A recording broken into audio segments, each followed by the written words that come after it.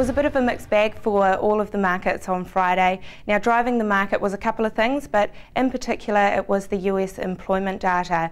Now, that was pretty positive. They managed to add 115,000 jobs for the month of September, and that brought the unemployment rate down to 7.8%.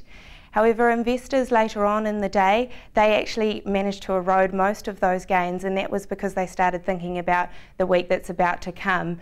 Now, there are a number of companies that are due to be releasing their fourth quarter earnings this week, so it looks as though investors are a bit nervous about that. Looking at markets now, and we can see that the Dow Jones, it closed up around 35 points on Friday. Unfortunately, the Nasdaq, that closed down. And looking at currency markets, the New Zealand dollar slid against most of its trading partners, and that was really on the back of that positive employment data out of the US. Our focus today is on the Canterbury region, and with spring now marching along, the westerly weather has actually proved to be great growing conditions in the east. The weather has been a lot drier and warmer than usual, and as a result we've seen irrigation start a little earlier.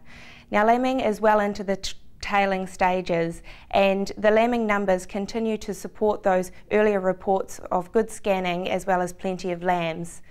And on the dairy front, calving is now out of the way, and now we're seeing dairy farmers turn towards maximising milk production. Production all in all is tracking well ahead of where it was last year, and it was a great year last year in terms of milk production.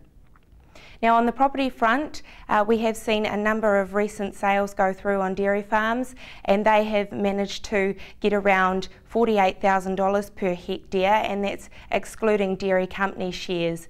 So all in all, it is looking quite good, and property prices are holding up well in central Canterbury.